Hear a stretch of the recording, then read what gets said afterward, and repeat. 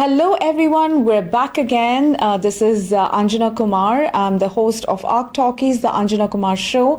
And with me back again is Sanjiv Purushotam, who's the founder and CEO of Bridge Solutions.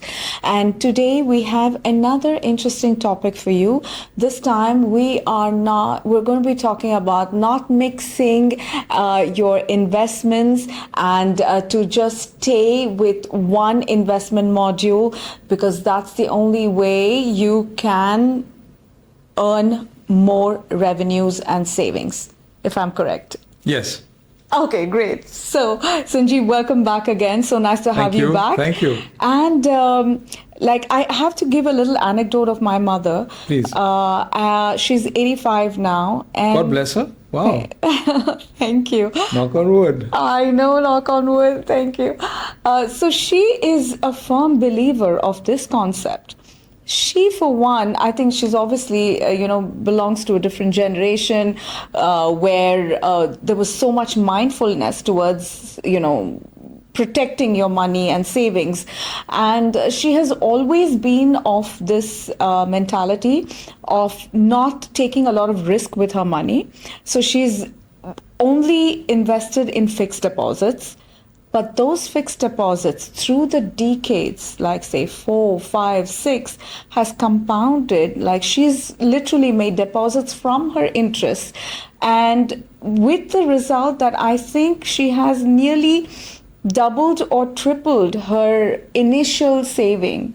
I mean, thanks to this that she's been doing. So I guess that system does work, like, by just going with one investment module. Absolutely. Right. Consistency is the most important thing in anything to do with whether it's playing sports or it's or it's studying or it's saving money. Whatever you do, it's consistency has its virtues. Right, but what about that concept where they say don't put all your eggs in one basket? Yes. Okay. Cool. And that's a good thing, right? Two different things, and a lot of people might actually mix this up. So I'm gonna and thank you so much for that cue, because that's a very, very, very important cue to understand, right? Yeah. So when I say consistency, it means and I love sports, so I'm going to talk a little bit about sports, right? So. If you like playing badminton and you like playing football and you like going for and you like say table tennis, right? I'm just taking 3 random examples. In each one of the games, you're going to play the best you can, right? Whether you're playing badminton or table tennis or football, you're going to focus on just that game and you're going to do well in that, right? Yeah. You don't take badminton and try to play table tennis with a badminton racket, right? You don't take a football and then try and play badminton with a football, right? It's as simple as that. It says diversification has nothing to do with being consistent. Being consistent is that in whichever category, whichever game you're playing, you be consistent in that game. Okay. Right? Very interesting. So that in a nutshell is what it means, right? So be consistent, don't mix and match. Don't mix and match. Yep. Lovely. Yep. So what would you suggest today? Like, is there a different investment module that you would advise people according to their age and, where they are in their life for them to be consistent with? Right. Yeah. So there's a very interesting model which I sometimes laugh about, which is to say that put into equity, which is stocks and shares, as a percentage, as much as your age is. 100 minus your age is what you put into equities and stocks. So basically what it means is that if you are 20, right, then your 100 minus 20 is 80. So you take 80% of your money you put into stocks. And if you're 80, then 100 minus an 80, you put 20% into stocks. As an example, it's a model, right? And sort of it works. The only problem is that you look at somebody like Warren Buffett, right? And he's 90 plus, right? And he only does stocks, right? So now the question is that if he followed this rule, he wouldn't be making all the billions he does. But what he does is he does it consistently. Correct. And so I think it's not so much about this asset allocation exercise that people come up with, which is reasonably good.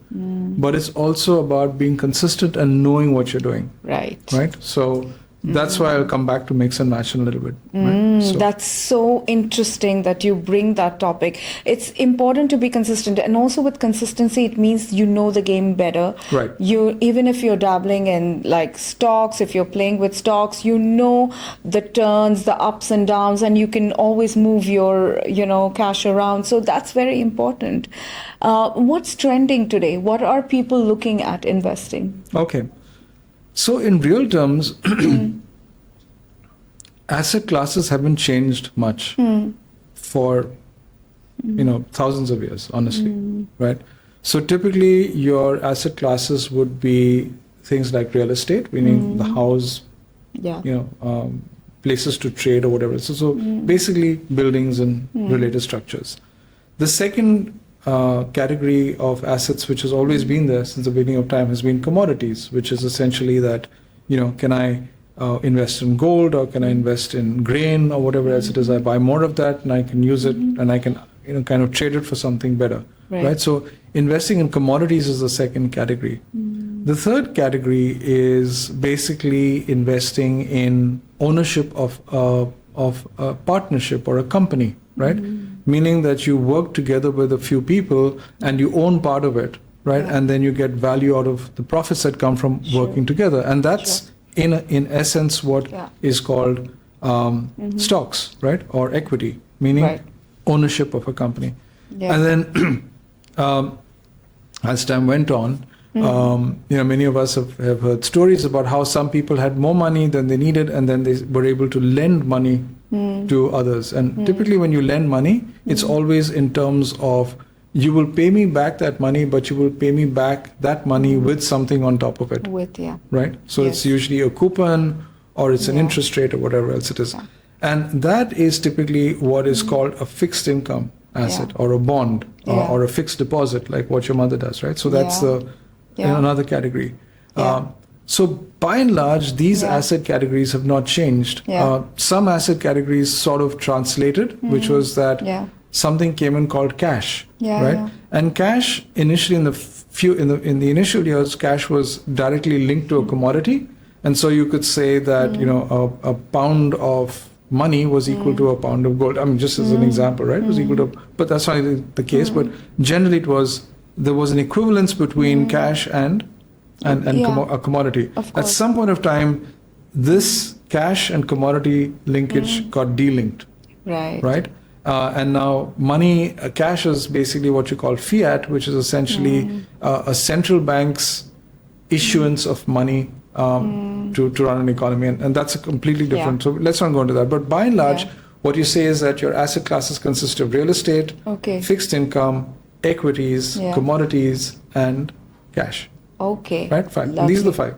The sixth one, which has been getting a lot of, and that I answered this question because you asked me what is trending now, right? Okay. So the sixth one is what happens is crypto. Exactly. Right? That's making a lot of sense. It's making a lot of sense. So, okay. Yes. Right? Right. So it's crypto is suddenly it's taken off like really big. That's true. And so there are lots of examples of cryptocurrency, which I'm not going to get into right now because that's not the purpose of this discussion at all. It's a completely different ballgame. We'll do it another day, right? Let's go back to the 5 that I talked about. Yes, exactly. Okay. Yeah. Now, it's very important that I talked about giving somebody a loan. Yes. It's typically what you call a fixed income. Yes. Right. And then I talked about about equities, right? Ownership of a company. Exactly. Very often, what you'd have somebody who says that, why don't you buy equities, but don't buy it with your own money, buy it with a loan. Yeah.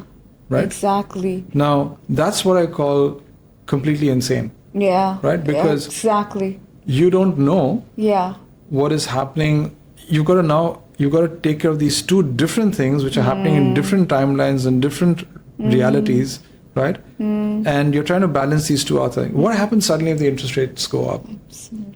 Yeah. Or what happens if the stocks crash? Exactly. Right? And we see that volatility every now and then. You see that exactly. Yeah. So one of the things you want to do is to say that, listen, Yeah. if I'm invested in stocks, I'm invested in stocks. Yeah. I'm going to stay the course, You and have I'm to going to stay strong. just going to stay there. And we'll come back to investing in the right stocks. Right? I'm a big believer in what's called the exchange traded funds or the index funds, which is essentially reflects the stock market itself and not stocks themselves, right? So it reflects the market, but not the stocks. Not the stock. So I'm more a believer in the SPY, in the Standard & Poor 500 index, than I am in Apple stock or Nvidia stock. Got it. Because these will go up and down. These will, yeah. But if you see generally over the past 50, Yeah. 60 years, the Standard & Poor Yeah. basket of stocks has always trended upwards over time. Right. Companies come and go, Yes. but yes. the basket of stocks always goes upwards. So if you know that and you consistently invest only in stocks, as an example, right? You have expertise in that, Yeah. and you're able to make lots of money by doing just being consistent, right? Absolutely. Which is why Warren Buffett will never Yeah. ever Yeah. go outside stocks, because Yeah. that's the only thing he knows, Exactly. right? Makes sense, correct? Exactly. Okay. Now, if you're a debt, if you're a person Very who- nice, very nicely said. That's Yeah. so true. And obviously, if you're consistent in certain asset classes, like say, obviously what, say my mom is Right. making, being consistent on that fixed deposit platform. a the fixed earning- income. Fixed income. So what does a fixed deposit mean? Let's break it down, Yeah, right? A fixed yeah. deposit is when I, as an individual, am lending money to a bank. Yeah. Okay, it's literally that. It's I am seriously. lending money to a bank, and so the bank is giving me money, Yeah. right, for that. Now, if I know that and I've done it for 50 or 60 years, like your mother has done, then I will know the ins and outs. I will know when the interest rates are going up, when the interest rates are going down. It will be Yeah. part and parcel of my daily life, right? True. And I will play that game, and I will know Yeah. when is it my inflation rate is going up higher than the interest rate that I'm getting. Yeah. I'm telling you, ask your mother this, she will know this intuitively. I know, absolutely. And just to add, she also does enveloping. Okay. That's Okay. why, according to her, she's a double winner. Always. Yeah. Yeah. So consistency is key, no matter in which asset class you put your bet and your money into. And never mix them. And never mix up. Now, Very you, good. You gotta ask me. There's a very common thing that we all do, right? We all buy real estate by borrowing money, or not we all, but many of us do, right? We go out to the bank, we say, let's get a mortgage and let's buy some real estate. Think about what it has done to our children, right? Right. We have driven up the price of the because of doing this. Yeah. Like I know that my parents or my grandparents, my mother never bought anything by borrowing money to go and buy a house. Exactly. Whatever money she had, she Exactly. bought the house that she could live in. That's true. Right? There was no borrowing. Resultantly, she has a house, or there's still a flat, which is a small flat, and it's still there. And I grew up there, and I'm very happy with that. Right? My aspirations became bigger. Right? So when I came into the working world, the professional world, Yeah. I went out and I bought this great big house, right? And I borrowed from the bank to be on a mortgage, and I knew that I thought I was being super smart, and I knew how to play the game, and I Yeah. did it. And fortunately things worked out well for me. But what has it done Yeah. for my children, or for the next generation? It has pushed the housing market outside the reach of most of the younger generation, That is true. right? Because this is an artificial pricing of real estate that makes absolutely no sense. Because what have we done? We have taken borrowing for real estate. Yes. And now people come and tell me, housing is unaffordable. Yeah. It's unaffordable simply because we Exactly. and our generation made that happen. Made that happen. I agree with you completely. Yeah? Yeah, absolutely. Because, I mean, like my son, he's 26. Yep. And in my generation, a 26-year-old would have started investing Correct. in a home Yep. for his future. But that's not happening with my son right now. because he's like already there's inflation, there is like a whole lot of expenses, and plus the mindset, right, where they don't think about limiting their expenses. They would rather have that fancy watch or that car. The priorities have changed as well, so that's not happening yet. That's because they don't see having, because it's out of reach for them. It's because also out of reach, because we made it Yes. so, which is why it's out of reach for them. Very beautifully said. Yeah. So How can we correct it for the next generations? I don't know about correcting it for the next generation right now. Okay, that's a longer term thing that I need to think about, right? There are lots of government policies right now which are coming up with affordable housing for young people and so on and so forth, right? I think the bigger things that we need to look about is really keeping ourselves educated about not mixing and matching, right? And then if we do that, the crux of the matter. If we do that consistently, if we stop being sometimes unthinking about what we are doing to our future generations, we don't do it deliberately, but we're just not thinking about it. We're not thinking about the consequences of our actions, right? Yeah, that's true. So whenever we buy something without the money that we have, by borrowing, right? That's when we're in trouble. We are creating that mixing of asset classes. Absolutely. Right. So another great one, which I know a lot of traders will probably say that, Sanjiv, you don't know what you're talking about, but I'll say this, right? A lot of people actually trade in the commodities market by borrowing. They have a line and then they borrow and then they buy and sell and so on and so forth. But that requires only a few people have that ability to actually do that. Now, if you look at a great book by a woman called Anna Cooling out of the UK, volume price analysis, right? So it's a book. It's a good book to read, or to read any of the books by Bogle, right? The founder of the entire index fund movement. That's on investing.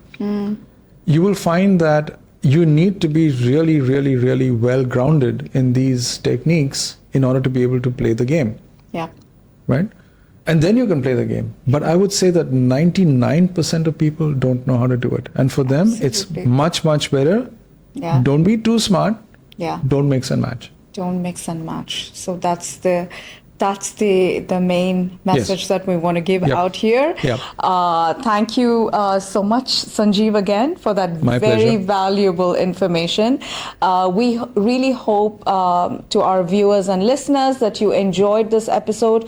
Once again, Sanjiv is the founder and CEO of Bridge Solutions, so you can always reach out to him on LinkedIn or his social media handles if you want to know more about what we talked about. Meanwhile, it's a wrap from us. Thank you so much. We are always happy to welcome your comments, suggestions on how we can bring more new topics for you and how we can improve. For now, it's a wrap from me, Anjana. Thank you so much.